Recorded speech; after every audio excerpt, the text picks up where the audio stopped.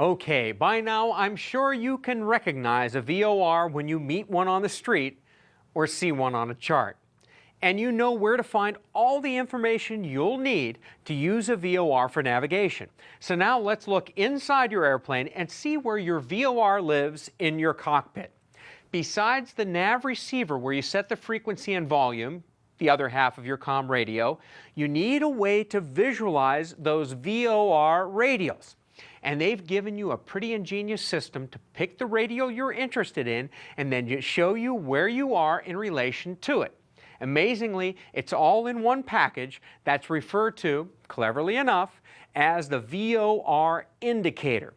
Notice that the VOR indicator has a rotating compass card giving it a look similar to the heading indicator.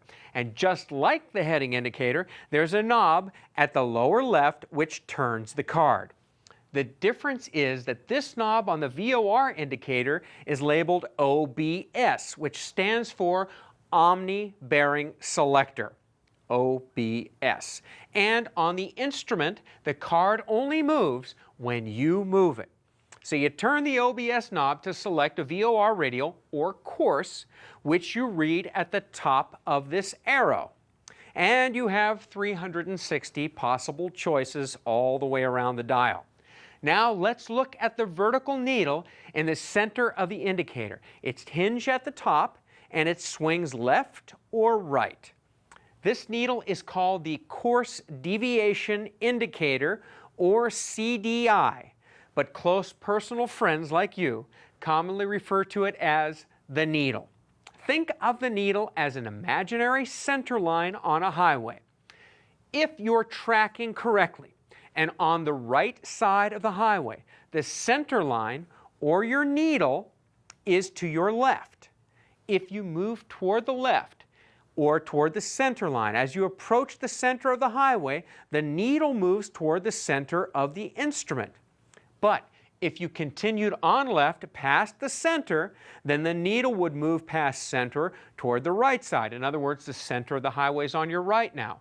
Obviously then, if you start back right toward the center or the needle, it would move back toward the center of the highway again, or the center of the indicator. In flight, you navigate a radio or course by keeping the needle in the center. And if it moves to one side, you move toward it. So how wide is the aerial highway when your needle swings from the center all the way to one side? Well, from a centered needle to a full needle deflection of 5 dots is 10 degrees. That means that if the needle is on the outermost dot, you are 10 degrees off your selected course. Now, as you can see, the face of this VOR indicator has equally spaced dots, so you can tell exactly how far off course you are.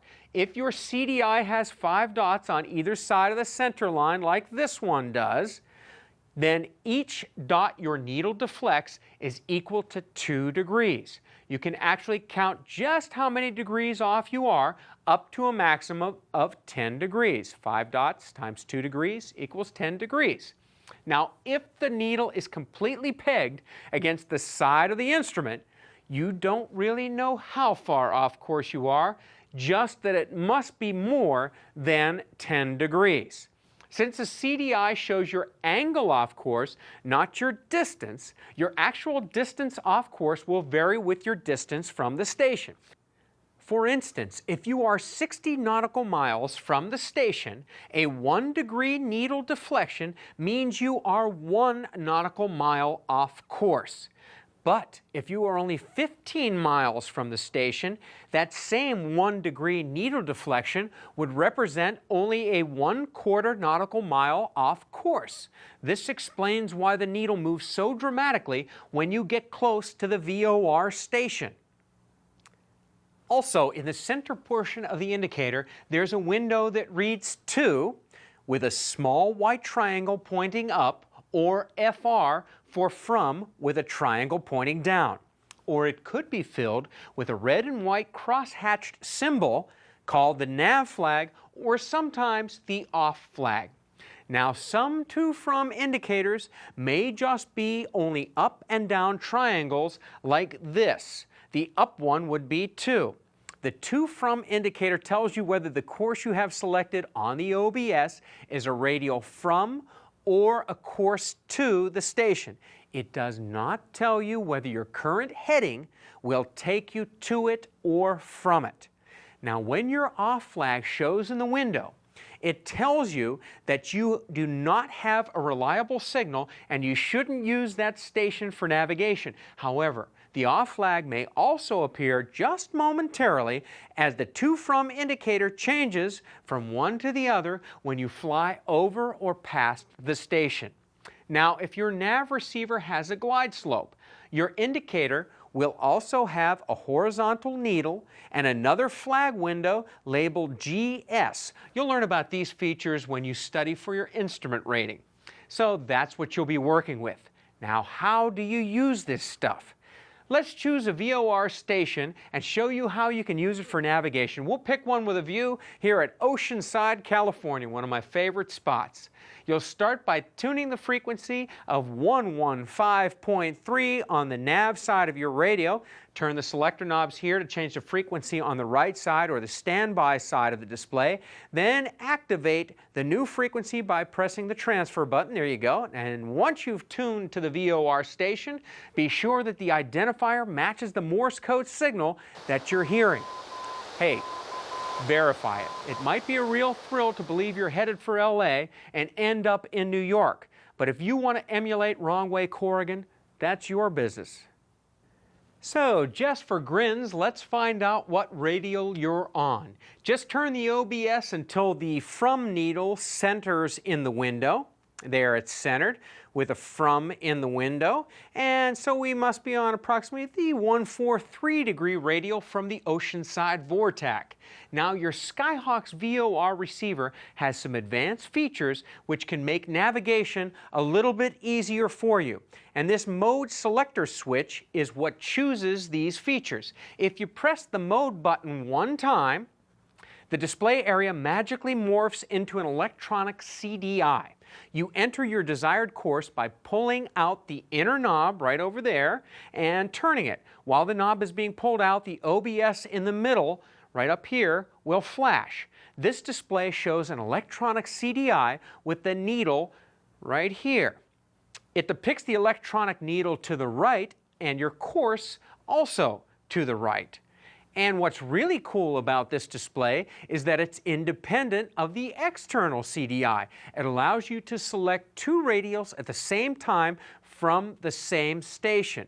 And you may find that confusing at this point, but you'll see how useful it can be later, especially with instrument flying. If the signal you want to use is weak, the word flag will appear right here, telling you that the station is unreliable for navigation. Another push of the mode button causes the display to change to the active/bearing format. And this displays the bearing or course to the station you've selected. Here the bearing to the station is 082 degrees, and you see the 2 right up there.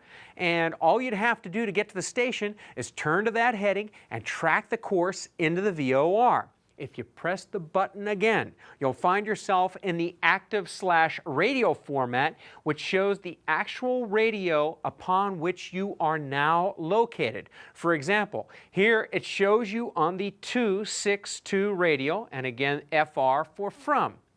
And in this active/radial mode, if the signal is too weak, the display will show dashes here instead of a number. Well, there you have it. You've got your VOR stations on the ground and VOR receivers in your Skyhawk to navigate by. And if you are on the street and happen to bump into our old friend VOR, remind him that he owes me money. And if he deviates off his course anymore, I'm going to turn his OBS knob until he pays.